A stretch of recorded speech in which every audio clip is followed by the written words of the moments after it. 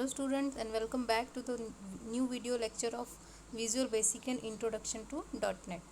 So first of all, let's see the content of this lecture. So content of this lecture, this is our lecture 11 and we are in unit 2 and unit 2 topics are controls and procedure. So this is our last topic, that is procedure. Before this we have seen in this unit Visual Basic controls and ActiveX controls, and this is the last topic of the unit 2, that is called procedure. So let's start with the topic, what is procedure. So procedure, what is procedure? It is just like a function. जैसे कि हम लोग C++ में function design करते थे वैसे ही procedure भी वैसे ही प्रोसीजर होता है. तो इनके नाम चेंज हो जाते हैं लेकिन इनका जो फंक्शन होता है वो सेम ही होता है. सो टिपिकल प्रोग्राम में consist of several lines of command विच में बी डिफ़िकल्ट टू मैनेज. बहुत सारे जैसे C++ में होता था, क्या होता था, करली ब्रेसेस से ब्रैकेट शुरू कोडिंग शुरू होती थी और करली ब्रैकेट क्लोज होने पर ख़त्म होता था. तो ऐसे ही टिपिकल प्रोग्राम है जो कि सेवरल लाइन्स ऑफ कमांड से बने होते हैं, जो बहुत ज़्यादा डिफ़िकल्ट होता है मैनेज करने के लिए. So breaking programs into several logical components is called as a procedure और it is called module. VB को हम मॉड्यूलर लैंग्वेज भी बोलते हैं क्योंकि हम यहाँ पर छोटे छोटे मॉड्यूल्स में डिज़ाइनिंग करते हैं. कोड जो है, हमारा जो कोडिंग होती है वो छोटे छोटे मॉड्यूल्स में डिज़ाइन होता है और that is these modules are called as procedure. So breaking programs into several logical component is called as a procedure. जो हमने C++ में देखा था. जैसे मैंने आपको एक एग्जांपल दिया था कि फंक्शंस का काम क्या होता है, एक स्पेसिफिक टास्क परफॉर्म करना. क्या होता है, अगर आपके घर पे कोई फंक्शन है और आप एक ही पर्सन सारे काम कर रहा है तो वो टाइम पर ख़त्म नहीं होंगे, लेकिन वही काम अगर हम 4 लोगों में बांट दें तो वो काम ईजिली हो जाता है. तो that is called procedure. So this is also the same. Breaking programs into several logical component is called as procedure. So it is a set of commands to perform a specific task. ये set of commands हैं जो एक particular task को perform करते हैं and this makes it easy to manage procedure. इसकी वजह से जो है procedure जो है वो easily perform हो जाता है और manage हो जाता है. तो advantage क्या है procedure के? Improves the reliability of a program.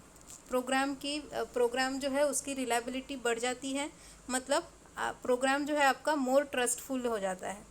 Reducing redundancy, repetition of code जो है वो नहीं होता है. रिड्यूसिंग रिडंडेंसी का मतलब क्या है, रिपीटेशन ऑफ कोडिंग यहाँ नहीं होगा. Saving time during project development, इसकी वजह से अगर आप प्रोसीजर मॉड्यूल्स में वर्क करते हो तो आपका क्या होगा, प्रोजेक्ट जब आप बना रहे हो तब आपका टाइम बहुत सारा बचेगा. Easy to debug application because it is modular, so it is very easy to debug application. छोटे छोटे मॉड्यूल्स बने हुए, छोटे छोटे पार्ट्स बने हुए, तो उनको डिबग करना ज़्यादा इजी होता है. तो these are the advantages of procedure. Now types of procedure, जो हमारा फर्स्ट टॉपिक है, types of procedure. So all modules in VB use procedure thus enables high of code. अब जो भी आप लिखते हो, जिस भी कमांड, जिस भी कंट्रोल के लिए आप लिखते हो, उसका एक अपना मॉड्यूल वहाँ पर प्रोसीजर होता है. तो all modules in VB use procedure that enables high of code. मतलब कोड में विदाउट मॉड्यूल के, विदाउट प्रोसीजर के आप कोई भी कोडिंग वीबी के अंदर नहीं लिख सकते हो. So procedure is called from outside the form. There are other forms और मॉड्यूल्स. आप प्रोसीजर को आउटसाइड से भी, बाहर से भी कॉल कर सकते हो और फॉर्म्स और मॉड्यूल से भी कॉल कर सकते हो. तो there are 2 types of procedure. First is event procedure and second is general procedure module. We already know what is event procedure. What is event procedure? VB is working on events. What is events? Just like you click the mouse button, you click the keyboard or you click the touch the mobile screen, तो that is called event. ये जो आप action perform कर रहे हो touch करने के बाद, उसके बाद जो एक्शन परफॉर्म हो रहा है that is called an event. So there are 2 types of procedure, that is event procedure and second is general procedure module. तो जनरल प्रोसीजर मॉड्यूल क्या होता है, it is just like function. C++ में हम कोई स्पेसिफिक फंक्शन डिज़ाइन करते थे जिसका कि काम, जैसे कि अगर आपको फैक्टोरियल फाइंड आउट करना है तो उसके लिए आप एक स्पेशल फंक्शन बनाते थे. So this is general procedure module. So there are 2 types. First is event procedure and second is general procedure. So let's see in detail. So what is event procedure? Whenever a program is in action, such as clicks on the control button or a of a form window a message और certain action is interpreted by VB. जब भी आप कोई programme design कर रहे हो, वीबी event मतलब क्या हो गया, एक्शन परफॉर्म करना, उस इवेंट के ऊपर काम करना। जैसे ही आपने बटन क्लिक किया, आगे का प्रोसेस हो गया, so that is called action और event. So whenever a program is in action such as clicks on the control button पे आप जैसे ही क्लिक करोगे in the form window, then एक कोई मैसेज डिस्प्ले होगा और जिसके बाद आपका जो है वर्क जो है, एक्शन जो है वो परफॉर्म होगा। Single control might have many events associated with it. एक सिंगल कंट्रोल जो है उसके ऊपर बहुत सारे इवेंट्स आपको देखने को मिलेंगे। ये जब आप वीबी की कोडिंग करोगे तो वीबी का कोई भी कंट्रोल आप क्लिक करो और उसको डबल क्लिक करो तो आप कोडिंग विंडो में जाओगे तो वहाँ पर एक इवेंट का ड्रॉप डाउन एरो है, इवेंट लिखा होगा, उसका ड्रॉप डाउन एरो पे आप क्लिक करोगे तो आपको उससे उस कंट्रोल से रिलेटेड जितने भी इवेंट्स हैं वो आपको वहाँ पर दिखेंगे। तो single control might have many events associated with it. The manner in which the control buttons react to an event is defined by its event procedure which is written by you as a programmer. अब ये जो control button है ये कैसा action perform करेगी, क्यों ये वही एक्शन परफॉर्म करेगी जो हमने लिखा हुआ है, because we are the programmer और हमने उसके लिए जो एक्शन बनाया है वही एक्शन वो परफॉर्म करेगा। तो इवेंट का सिंटेक्स क्या है, देखो, प्राइवेट सब control name event name arguments statements and and सब। हमने देखा है वीबी के अंदर जो मॉड्यूल की हम बात कर रहे थे, जो हम प्रोसीजर की हम बात कर रहे थे, तो this is one of the procedure जिसमें आपका क्या हो रहा है, प्राइवेट से शुरू होता है, प्राइवेट सब से शुरू होता है और एंड सब से ख़त्म होता है। तो प्राइवेट सब, प्राइवेट इसलिए लिखना पड़ता है क्योंकि ये एक पर्टिकुलर कंट्रोल का मॉड्यूल है, इसलिए ये प्राइवेट होता है। सब इसलिए लिखते हैं क्योंकि ये सारी की सारी सब प्रोसीजर्स हैं, मेन प्रोसीजर नहीं है, सब के सब प्रोसीजर, क्योंकि वीबी कैसे वर्क करता है, मॉड्यूल्स में काम करता है। कंट्रोल का नेम होना चाहिए, जैसे कि अगर आपका कमांड बटन है तो कमांड बटन उसके साथ इवेंट का क्या, इवेंट कौन सा होगा, क्लिक इवेंट होगा, या फिर आजकल जैसे मोबाइल हम लोग यूज़ कर रहे हैं तो इसमें टच इवेंट होता है, तो इवेंट का नाम हमको वहाँ देना पड़ेगा, प्लस आर्ग्यूमेंट्स वहाँ पे हमको लिखने पड़ेंगे। आर्ग्यूमेंट्स इज़ ऑप्शनल, कई बार वो ब्लैंक भी रहता है। फिर उसके बाद अब statements, what is statements, procedure, क्या एक्शन परफॉर्म करना है, वो बटन पे क्लिक करने के बाद, वो कंट्रोल पे क्लिक करने के बाद क्या होगा, ये स्टेटमेंट्स में हम वहाँ पर प्रोसीजर लिखेंगे। एंड लास्टली एंड सब। तो ये आपका जो जब भी आप कोई प्रोसीजर क्रिएट करोगे तो एंड सब के बिना वो ख़त्म नहीं होगा। अगर आप एंड सब नहीं लिखोगे तो वहाँ पर आपको एरर आएगा। सो this is the syntax of event procedure. Next, what is general procedure. General procedure मैंने आपको बताया कि जनरल प्रोसीजर क्या होता है, जस्ट लाइक इन C++ हम फंक्शन क्रिएट करते थे वैसे ही यहाँ पर भी हम क्रिएट करेंगे। सो general procedure has not defined action for a event. ये एक्शन परफॉर्म नहीं करता है, ये क्या करता है, वैल्यू रिटर्न करके देता है। Those procedures are written for general calculation and process. कुछ कैलकुलेशन करना होता है, जैसे मैंने बोला फैक्टोरियल करना है, या फिर एडिशन ऑफ 2 नंबर्स करना है, या फिर कुछ प्रोसेस करना है, तो उसके लिए हम जनरल प्रोसीजर्स को डिज़ाइन करते हैं। General procedures are defined in the general object of the form. ये आपके फॉर्म के इसमें ऑब्जेक्ट के इसमें ही डिफाइन हो जाते हैं और वहीं पर आपको इसको इन फंक्शंस को डिज़ाइन करना होता है। तो general procedure are of 2 types, 2 types के हैं। पहला है सब रूटीन और दूसरा है फंक्शन। तो सब routine which does not return any value, which do not return any value. सब रूटीन जो होता है ये फंक्शन से भी छोटा फंक्शन होता है जो कि कोई वैल्यू आपको रिटर्न करके नहीं देगा। लेकिन फंक्शन जो है which must return a value, जब भी आप फंक्शन डिज़ाइन करोगे तो ये आपको कोई ना कोई वैल्यू रिटर्न करके देगा। लेकिन सब रूटीन के साथ ऐसा नहीं है, सब routine do not return any value. So let's C in detail सब रूटीन। सब routine is a block of statement that carries out well defined task. ये टास्क परफॉर्म करेगा लेकिन कोई भी वैल्यू आपको रिटर्न करके नहीं देगा। तो सब routine is a block of statement, ये ब्लॉक ऑफ स्टेटमेंट है जो एक टास्क, पर्टिकुलर टास्क को परफॉर्म करता है। Block of statement is placed with in the pair of सब एंड एंड सब। जैसे इसके पहले हमने इवेंट का देखा, प्राइवेट सब और एंड सब के बीच में जो भी लिखना होता है वो वहाँ पे हम लिखते हैं। वैसे ही अगर हमें सब रूटीन क्रिएट करना है तब हम क्या करते हैं, सब और एंड सब के बीच में उस स्टेटमेंट्स को लिखेंगे। And can be invoke by subroutine name, और उसको इन्वोक कैसे करना है, सब रूटीन कॉल और वो सब रूटीन का नाम। तो अब इसका सिंटैक्स देखते हैं हम। प्राइवेट पब्लिक, ये प्राइवेट भी हो सकता है और पब्लिक भी हो सकता है, स्टैटिक भी हो सकता है। स्टैटिक इसलिए इसको आप चेंज नहीं कर सकते हो रन टाइम में। देन प्रोसीजर नेम, प्रोसीजर का नाम क्या होगा, आर्ग्यूमेंट क्या होंगे, स्टेटमेंट्स क्या होंगे और एंड सब। जैसे मैंने बोला था सब और एंड सब के बीच में उसका प्रोसेस लिखा होगा जो पर्टिकुलर टास्क उसको परफॉर्म करना है। सब routine, by default sub procedures are public in all module. Subroutines जो होते हैं, सब प्रोसीजर जो होती है सब रूटीन, ये पब्लिक इन ऑल मॉड्यूल होता है बाय डिफ़ॉल्ट। लेकिन अगर आप इसको प्राइवेट करना चाहते हो तो ये प्राइवेट भी आप वहाँ पर कीवर्ड लगा के कर सकते हो, which means they can be called from anywhere in the application. आप उसको कहीं से भी कॉल कर सकते हो क्योंकि बाय डिफ़ॉल्ट ये कैसा रहता है, पब्लिक रहता है। Arguments are a list of arguments name separated by commas if there is more than one. Argument जो है, जैसे C++ में हम फंक्शन क्रिएट करते थे तो उसमें आर्ग्यूमेंट पास करते थे, तो आर्ग्यूमेंट को अगर मोर देन वन आर्ग्यूमेंट है तो कॉमा से कॉमा लगा के उसको दूसरा आर्ग्यूमेंट देते थे। तो वैसे ही यहाँ पर भी उसको हम अगर मोर देन वन आर्ग्यूमेंट है तो कॉमा लगा के उसको हम आर्ग्यूमेंट पास कर सकते हैं। Each time the procedure called using call statement return between सब एंड एंड सबs आर एग्जीक्यूटेड। जब जितने बार भी आप कॉल सब रूटीन को कॉल करोगे उतने बार सब और एंड सब के बीच की जो स्टेटमेंट्स हैं वो एग्जीक्यूट होंगी। एग्जांपल देखते हैं हम। सब शो डेटा, अब यहाँ पर देखो सब और एंड सब के बीच में शो डेटा जो है ये हमारे फंक्शन का नाम है। MSG बॉक्स में हम क्या शो करना चाह रहे हैं, मैसेज बॉक्स में आज की डेट, तो वो क्या करेगा, आज की डेट शो करेगा। सो this is the simple example of सब रूटीन। फंक्शन, फंक्शन हम ऑलरेडी जानते हैं, C++ में हमने डिज़ाइन किया हुआ है। तो प्रोग्रामिंग में कभी भी किसी चीज़ का मतलब एक लैंग्वेज में दूसरा और दूसरे लैंग्वेज में दूसरा नहीं होता है, सिर्फ नाम बदल जाते हैं उनके। तो ये फंक्शन बिल्कुल सेम C++ में जैसा था वैसा ही यहाँ पर भी वर्क करता है। Function is similar to a sub routine that a function returns a result. हमने पहले ही देखा sub routine does not return any value but function must return a value. Function को वैल्यू रिटर्न करके देना ही होगा। It is similar to sub routine but function returns a result, इसको रिजल्ट देना पड़ता है।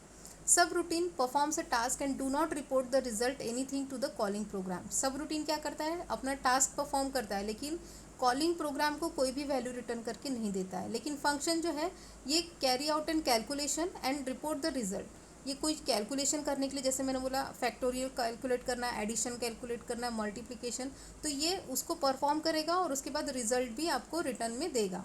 The statement making up a function is placed in a pair of function and end function statement. जैसे सब रूटीन सब और एंड सब के बीच में था, वैसे ही फंक्शन भी फंक्शन और एंड फंक्शन के बीच में स्टेटमेंट्स प्रोसेसेस की लिखी जाएगी। सिंटेक्स क्या है, फंक्शन, फंक्शन का name, arguments and as a return data type, किस टाइप का वैल्यू, जैसे इंटीजर, उसका इंटीजर, फ्लोट, डबल, ये कौन सा वैल्यू रिटर्न करेगा, तो वहाँ पर वो हमको लिखना ज़रूरी है। फिर हम फंक्शन को कॉल कर रहे हैं, function name is equals to expression और अ कांस्टेंट वैल्यू, क्योंकि इसको कोई वैल्यू रिटर्न करके देना है इसलिए हमको उसको कोई ना कोई एक्सप्रेशन देना पड़ेगा। What is expression, it is a combination of operators and operands. And lastly end function. So this is the function exam syntax. Function example देखते हैं हम यहाँ पर। Function next day, function as date. अब देखो यहाँ पर डेट जो है VB के अंदर डेट डेटा टाइप है, तो हमने यहाँ पर एज डेट वहाँ पर उसको डेटा टाइप दिया हुआ है। Then next day is equals to date function +1। अब देखो यहाँ पर नेक्स्ट डे, हमारे फंक्शन का नाम क्या था, next day equals to date function +1, हम आज की डेट में +1 करेंगे। And end function, the next day function returns tomorrow date by adding 1 day to the current date. आज की डेट में एक ऐड करके वो कल की डेट जो है, करंट डेट जो है वो हमको बताएगा। Because it must report the calling program, the next day function has a type as date. इसीलिए क्योंकि ये कोई वैल्यू रिटर्न करके देगा इसीलिए हमको यहाँ पर उसको डेटा टाइप देना ज़रूरी है। अब difference between event and general procedure, this is important, exam में पूछता है इवेंट और जनरल प्रोसीजर, तो कन्फ्यूज़न बहुत होता है। तो यहाँ पर हम देख लेते हैं क्या होता है दोनों के बीच में डिफरेंस। तो event procedures are invoked in response to keyboard, mouse और system action, while general procedure must be explicitly invoked. जो इवेंट प्रोसीजर होता है ये जब भी आप कीबोर्ड को प्रेस करोगे या माउस को या फिर सिस्टम एक्शन होगा तब ये अपने आप इन्वोक हो जाएंगे। लेकिन जनरल प्रोसीजर जो है इनको आप एक्सप्लिसिटली इन्वोक करना पड़ता है, इन्हें हम इन्वोक करते हैं, हम इनको कॉल करेंगे तभी जाके ये इन्वोक होंगे। तो event procedures are invoked in response to keyboard, mouse and system action, and general procedures are explicitly invoked, हमें इनको इन्वोक करना पड़ता है। Event procedure are stored in a form module, event procedure जो है वो फॉर्म मॉड्यूल में present रहते हैं, स्टोर रहते हैं। while general procedures are created either by choosing the procedure from the insert menu or by typing procedure heading sub follow by the procedure name on a blank line। आप अलग से भी, मतलब form के module में ज़रूरी नहीं है कि आप फॉर्म के मॉड्यूल में अलग से भी आप इसको डिज़ाइन कर सकते हो। सो this is the difference between event and general procedure. Next, difference between सब रूटीन एंड फंक्शन। अब ये भी बहुत इंपॉर्टेंट है कि सब रूटीन और फंक्शन के बीच में डिफरेंस क्या है। तो पहले हम देखते हैं it is a procedure, subroutine को देखते हैं। It is a procedure which does not return any value, subroutine कोई भी वैल्यू रिटर्न करके नहीं देता है। वहीं function, it is a procedure that returns a single value to the calling program, वो कोई वैल्यू रिटर्न करके देगा कॉलिंग प्रोग्राम को। Second point, subroutine start with the keyword sub end sub, and function start with the keyword function and end with the end function, तो ये तो common है। Then सब routine doesn't have any data type, सब routine का कोई data type नहीं होता है, but function has a data type just like simple variables, जैसे सिंपल वेरिएबल के डेटा टाइप्स होते हैं वैसे फंक्शंस के भी डेटा टाइप होते हैं। Subroutine cannot be a part of an expression, ये एक्सप्रेशन का पार्ट नहीं हो सकता है सब routine, but function is a part of a expression. All event procedures are subroutine, जितने भी इवेंट प्रोसीजर्स हैं वो सब कैसे हैं, सब रूटीन है। Function, the built in functions in VB is function, built in functions जो पहले से ही फंक्शंस डिज़ाइन है पहले से ही, तो वो वीबी के फंक्शंस के अंदर ही आते हैं। Next, this is our last topic of the second unit, that is modules. All the code that return in VB is stored in module, जितने भी मैंने बोला वीबी को पहले ही बताया आपको कि वीबी को हम मॉड्यूलर प्रोग्रामिंग भी बोलते हैं, जैसे इवेंट ड्रिवन प्रोग्रामिंग बोलते हैं वीबी को, विजुअल बेसिक को, वैसे ही वीबी को मॉड्यूलर प्रोग्रामिंग भी बोलते हैं। मॉड्यूलर प्रोग्रामिंग इसलिए क्योंकि हम बहुत बड़े प्रोग्राम को क्या करते हैं, शॉर्ट में छोटे छोटे में पार्ट्स में उसको डिवाइड कर देते हैं, और ये जो छोटे छोटे पार्ट्स हैं इन्हीं को हम कहते हैं module. So all the code that return in VB is stored in module. A module is basically whereas you store programming code of some kind. तो मॉड्यूल क्या है, it is basically where you store programming code, आपका programming code जो आप जहाँ पर भी store करके रखते हो उसको हम बोलते हैं module. It might be code that operates behind a form, ये कहाँ पे रहता है, बिहाइंड द फॉर्म, मतलब आपका जो फॉर्म आपने डिज़ाइन किया है ये उसके पीछे रहता है, और module which all of your application uses, ये एप्लीकेशन में आपको कहीं भी नहीं दिखाई देगा, ये कहाँ पे दिखाई देगा आपको, कोडिंग केस में। But either way of module is where code is stored, तो ये आप मॉड्यूल को स्टोर करके भी रख सकते हो। So there are 3 kinds of modules, पहला है फॉर्म मॉड्यूल, दूसरा है स्टैंडर्ड मॉड्यूल, और तीसरा है class module. So let's see one by one what is form module. So form module is a one which is link directly to a form, इसको हमें बनाने की ज़रूरत नहीं होती है, ये फॉर्म के साथ ऑलरेडी आता है। जब भी हम कोई नया एप्लीकेशन स्टार्ट करेंगे, फॉर्म डिज़ाइन करेंगे, उसी के साथ हमें मॉड्यूल उसका मिल जाता है। सो it is basic module and usually associated with the form, ये बेसिक मॉड्यूल है और ये फॉर्म के साथ में अटैच होता है। They usually contain some coding associated with graphical controls including property setting. तो ये क्या होता है, यूजुअली कंटेन सम कोडिंग, इसमें पहले से ही कोडिंग होती है जो कि हम प्रॉपर्टी सेट करते हैं, जब कंट्रोल्स की जो हम प्रॉपर्टी, जो टूल्स हम यूज़ करते हैं, जैसे लेबल्स हो गए, टेक्स्ट बॉक्स हो गए, कमांड बटन्स हो गए, ऑप्शन बटन्स हो गए, चेक बॉक्स हो गए, इनकी प्रॉपर्टी जब हम सेट करते हैं तो इसकी कोडिंग ऑलरेडी हो जाती है। So the extension of form module is saved as .frm, जैसे सी का अगर प्रोग्राम आप सेव करते हो तो क्या करते हो, .c, CPP का करते हो तो .cpp, वैसे ही अगर आप फॉर्म मॉड्यूल को सेव कर रहे हो तो .frm। Next is standard module. When application becomes larger and larger, we may add some additional forms during coding. We may encounter a situation where we come to know that some common coding is repetitive across several forms. जब हमारा programme बड़ा होते जाता है, जैसे मैंने बोला कई बार एप्लीकेशन क्या हो जाता है, बड़े बड़े होते जाते हैं, उसमें ऐड होते जाता है। सो सम एडिशनल फॉर्म्स हमको उसमें नेक्स्ट दूसरे फॉर्म्स भी हमको उसमें ऐड करने पड़ते हैं। तो उसमें क्या होता है, जैसे कि एग्जांपल देती हूँ एटीएम मशीन का। आप जाते हो वहाँ पे कार्ड इंसर्ट करते हो तो एक विंडो आपके सामने ओपन होता है। फिर उसके बाद आप वहाँ से कोई ऑप्शन चूज़ करते हो तो फिर नेक्स्ट विंडो आता है। तो that is the larger and larger application becomes larger. 4-5 forms वहाँ पे हमारे सामने खुलते हैं। तो ड्यूरिंग कोडिंग वी में एनकाउंटर अ सिचुएशन, जब हम कोड करते हैं तब हमारे सामने एक प्रॉब्लम आता है जहाँ पर क्या होता है कि कुछ एक्शन जो है, कुछ कोडिंग जो है वो बार बार रिपीट हो रही होती है। तो ये रिपीटेशन ऑफ कोड से बचने के लिए हम क्या यूज़ करते हैं, स्टैंडर्ड मॉड्यूल का यूज़ करते हैं। तो in order to avoid such duplication a common code is written once in a standard module. तो आपको ये बार बार लिखने की ज़रूरत नहीं है। आप क्या करोगे, एक ही बार इसको स्टैंडर्ड मॉड्यूल में लिख दोगे तो वो आपके पूरे एप्लीकेशन के अंदर मल्टीपल फॉर्म्स भी होंगे तो भी वो वहाँ पर वर्क करेगा। सो the extension of standard module when saved is .bas। Standard module को अगर आपको सेव करना है तो उसको कैसे सेव करेंगे, extension .bas। And last is class module.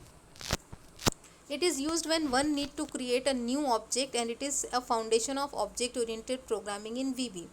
तो हमें पहले ही पता है कि VB भी कैसी लैंग्वेज है, it is an object oriented. C++ के बाद जितनी भी लैंग्वेजेस आई हैं, C के बाद जितनी भी लैंग्वेजेस आई हैं, सभी कैसी हैं, ऑब्जेक्ट ओरिएंटेड के ऊपर वर्क करती हैं। So it is used when one need to create a new object. जब भी आप कोई नया ऑब्जेक्ट क्रिएट करना चाहते हो तब वो क्या होता है, ऑब्जेक्ट ओरिएंटेड प्रोग्रामिंग का फाउंडेशन होता है VB के अंदर। तो such object can include own customize properties, उसकी खुद की प्रॉपर्टीज़ होती हैं, एंड मेथड्स होते हैं, जस्ट लाइक यूज़र डिफाइंड। तो यूज़र डिफाइंड हमें जब भी ज़रूरत पड़ेगी तो हम अपने हिसाब से डिज़ाइन करेंगे। सो the extension of class module when saved is .cls। अगर आप इसको सेव करना चाहते हो तो इसके लिए आपको एक्सटेंशन देना पड़ेगा .cls, जैसे कि CPP में देते थे .cpp, वैसे ही .cls अगर आपको क्लास मॉड्यूल को सेव करना है। तो this is the last topic of our unit 2। तो हमारे 2 यूनिट पूरे कंप्लीट हो गए हैं। इसका भी असाइनमेंट मैं आपको दे दूँगी। एंड फिर इसके बाद हम नेक्स्ट जो लेक्चर होगा उसमें हम यूनिट 3 स्टार्ट करेंगे। And unit 3 is the last unit of VB, and after that 4th unit is VB.NET, visual basic .NET। तो .NET में भी सिर्फ उसका इंट्रोडक्शन ही दिया हुआ है। तो हम यूनिट 3 जो है, यूनिट 3 भी ज़्यादा नहीं है, बस वहाँ पर कुछ चीज़ें दी हुई है जो ज़्यादा इम्पोर्टेंट भी नहीं है। तो हम देखेंगे 1 by 1 यूनिट 3 में। VB के जो ये जो सेकेंड यूनिट है इसका असाइनमेंट मैं आपको 1-2 दिन में दे दूँगी। तो आप इसका असाइनमेंट भी मुझे कंप्लीट करके, जैसे पिछला फर्स्ट यूनिट का भेजा था वैसे ही इसको भी आप मुझे सेंड कर दीजिए। Thank you.